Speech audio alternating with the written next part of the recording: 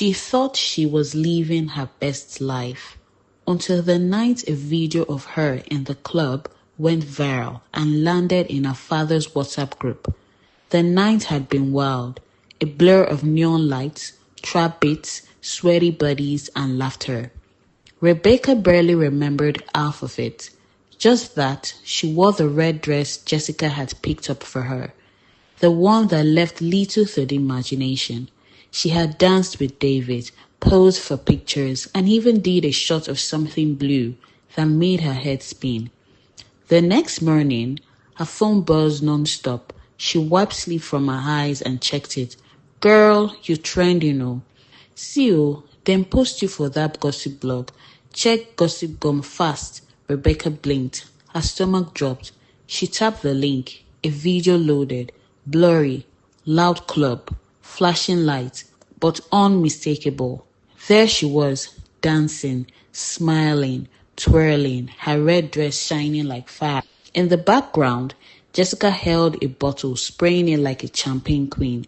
And worst of all, Davy's hand was resting way too low on her back. Her mouth went dry. Thousands of views, hundreds of comments. Pastor picking the groove like this. See waiting church girl they do behind closed doors. She too fine, I beg. Hypocrites. Fool everywhere. Rebecca felt her throat tighten. But that wasn't the worst part. The video had been shared on multiple platforms, including WhatsApp. It didn't take long to reach Faithful Fathers Fellowship, where her dad was a silent member. Pastor James saw the video around 3:42 p.m. He had just returned from a hospital visitation, praying for a sick deacon who had cancer. He sat on his sofa, removed his clerical collar, and opened his phone to read the group messages when he saw the thumbnail. He didn't flinch. He just tapped, watched, paused, rewound, watched again. The silence in the room was thunderous.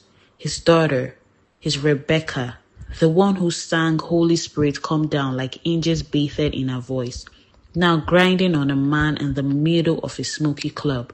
He didn't call her. He didn't scream. He simply set the phone down on the table and whispered, God, please, not my daughter. Rebecca didn't notice the shift immediately. Her dad still greeted her calmly that night. Her mom kissed her cheek as usual. The family ate jollof rice with grilled chicken like nothing had happened. But the silence, the way her father avoided eye contact, the way her mother kept watching her as if trying to figure out if her own daughter was now a stranger, was deafening. By the third day, Rebecca was sweating inside her own skin. You're not going back to that choir, are you? Jessica scoffed, flipping her wig to the side as they lounged in a plush. Airbnb soothed that Saturday night. After what happened online? Girl, your cover is blown, Rebecca sighed. It's not that simple. You're too fine for all this guilt nonsense, Jessica said, passing her a glass of chilled rosé. Come on, you have already sinned. Enjoy the pleasure too. She laughed. Rebecca didn't. Jessica leaned closer, a tone dropping. You know David's obsessed, right? The boy's already threatening any guy that tries to talk to you. Rebecca frowned. He what? Jessica pulled out her phone and showed her a message thread. David, she's mine. I made her. If I see another man near her again, I will ruin him. Rebecca's heart sank. Jessica shrugged. Told you, the boy's mad. Rebecca placed her drink down and reached for her phone. 30 missed calls from David. She shivered. David showed up at her doorstep the next day, uninvited, smiling, holding a tiny box. For you, he said, to protect you. Inside it was a beautiful gold necklace, delicate and glowing. Rebecca smiled weakly. You didn't have to.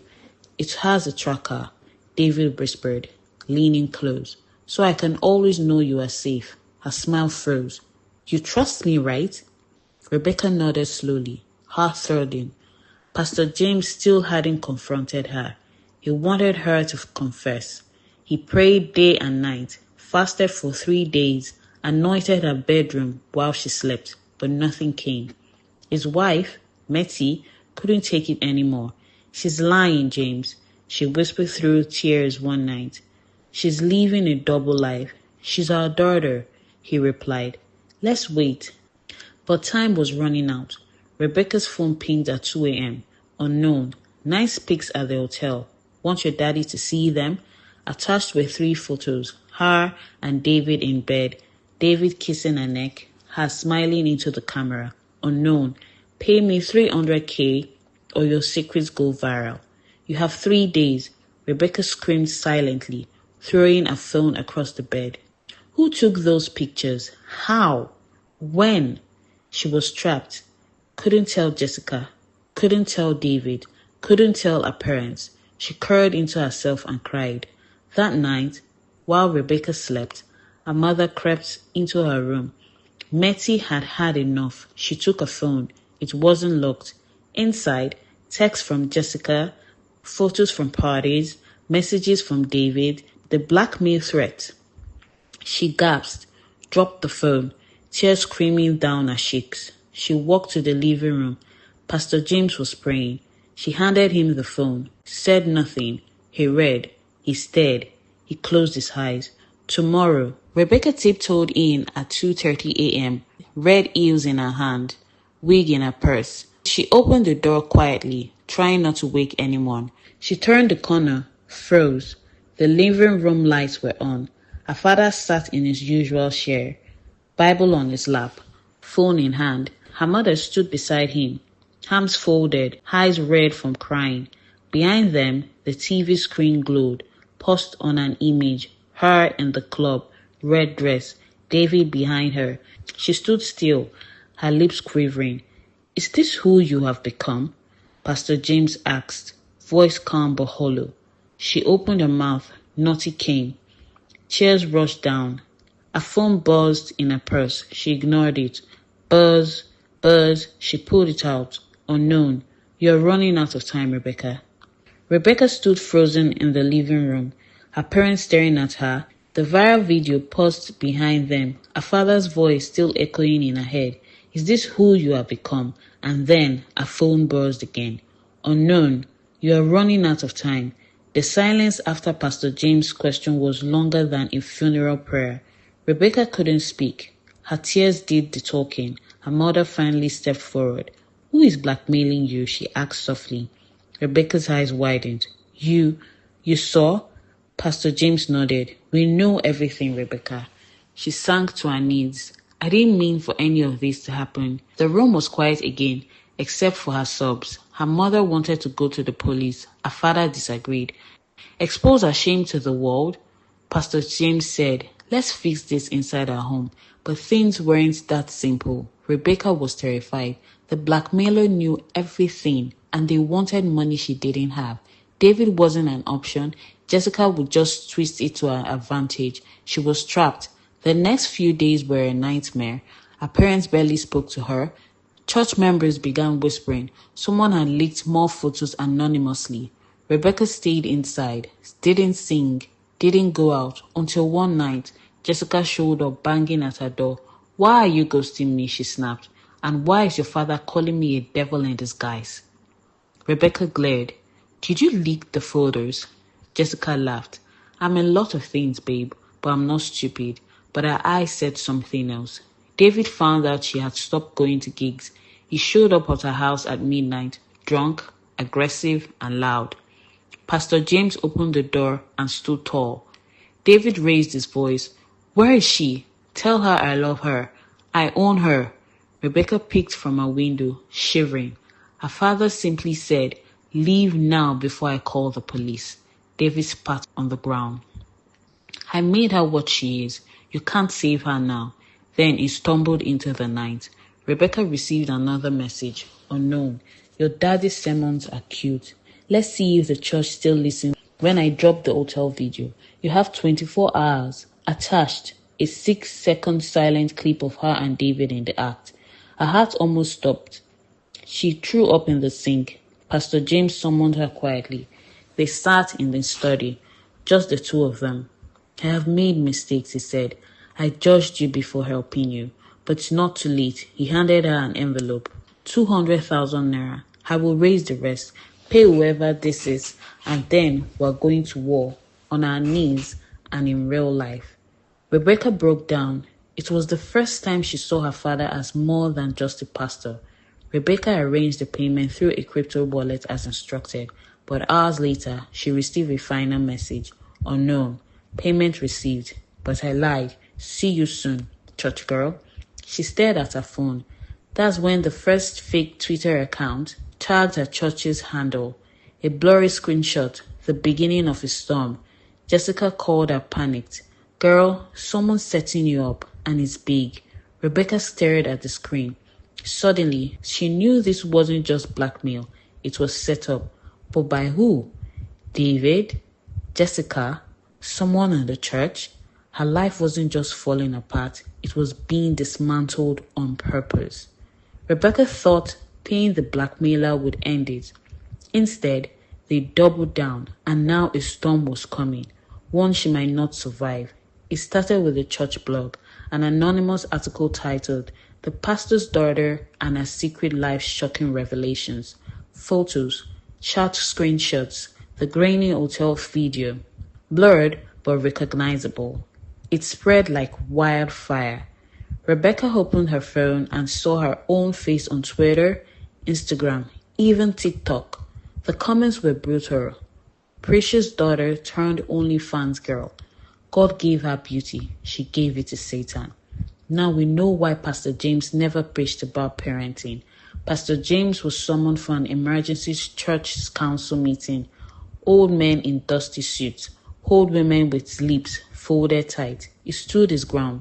My daughter is under attack, and if we fall into gossip, we are no better than the devil doing this. But the whispers didn't stop. Some demanded he step down, others wanted Rebecca delivered. Some even suggested an exorcism. Jessica showed up again, smiling like a cat who just finished a bowl of ice cream. I told you David was poison, she said, sipping wine on Rebecca's couch. Rebecca was numb. I thought you were my friend. Jessica tilted her head. I am. I just think you were always too soft. This world, it belongs to bad. Rebecca studied her, and that's when she noticed the bracelet Jessica was wearing. Gold, thin, with a small diamond. David had gifted her that same bracelet last year. She dug into Jessica's phone when she went to the bathroom. Password, Queen Boss 1. Typical Jessica. What she found? Voice notes between Jessica and David, planning how to trap her, discussing the fake photographer, laughing about the money she would lose. Jessica's voice, she's soft. I just need to push her a little more and she'll crack. Then we'll own her. David's reply, she better or I will drop the whole tape. Let her pastor daddy explain that one on Sunday. Rebecca's hands trembled. The phone fell from her hand. That night, Rebecca didn't cry. She packed her bags, left a note for her parents. I'm going to fix this, but I have to disappear first. She took the 100,000 naira she had left, wore a black hoodie, and left for Lagos. She had one plan, find the truth, expose everyone, make them all pay. In Lagos, she stayed with her cousin Miriam, tech-savvy, street-smart, and loyal. Miriam began tracing the anonymous accounts, IP addresses, and crypto wallet movement. After 3 days of digital digging, Miriam looked up from her laptop. I found something. Rebecca leaned in. Miriam pointed at the screen. The wallet that received the blackmail payment was traced back to a digital wallet registered in Pastor James' church office IP address. Rebecca went cold. No, that's impossible. Miriam shook her head. I double-checked. Someone at your father's church is involved. Rebecca returned to church a week later, quiet, unnoticed. During midweek service, she watched, observed, and then she saw it. Church secretary, Grace, typing rapidly, switching between tabs. One of the open windows showed a crypto wallet dashboard. Rebecca's heart pounded. Grace was the one. But why? Rebecca's world was burning. Her lover betrayed her. Her best friend backstabbed her. Now someone inside the church was puppeteering the chaos, but she wasn't backing down. This time, she was out for justice, even if it meant burning bridges, even if it meant taking down the church. Rebecca discovered that someone inside her father's church was behind the blackmail. All signs pointed to Grace, the church secretary. But the real truth was much darker than she imagined. Rebecca waited until after Sunday service. The congregation was gone. The sun was heavy outside. She walked into the office and locked the door behind her. Grace looked up from her laptop, startled. Rebecca placed her phone on the table, recording. "I know what you did." Grace's face froze. "I have the crypto trail, the login records, even a voice recording of your call with Jessica." Grace folded her hands. "So what?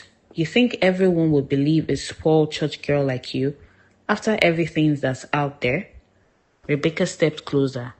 "They will believe what I showed them, and I'm going to show them everything." Grace leaned back in her chair and laughed bitterly. "You think this is about you? This is bigger than you, Rebecca." "What does that mean?" "It means your daddy isn't the saint you think he is." Rebecca frowned. "Lies." Grace stood, walked over to a locked drawer and opened it. Inside, documents, photos, burner phones, files on dozens of people, all the church's skeletons, and have kept them safe, just in case. She handed Rebecca a folder labeled DJ. Rebecca opened it. Photos of David, Pastor James, church funds, meetings in hotels, bank transfers, it all clicked. Her father had been paying David to keep secrets of his own. Rebecca was never the real target. She was leveraged. That evening, Rebecca stood in front of her father. The documents were on the table. He looked tired, defeated. "I did it to protect the ministry," he said quietly. "To protect you. You protected yourself," she replied, "and used me as a shield." He didn't argue.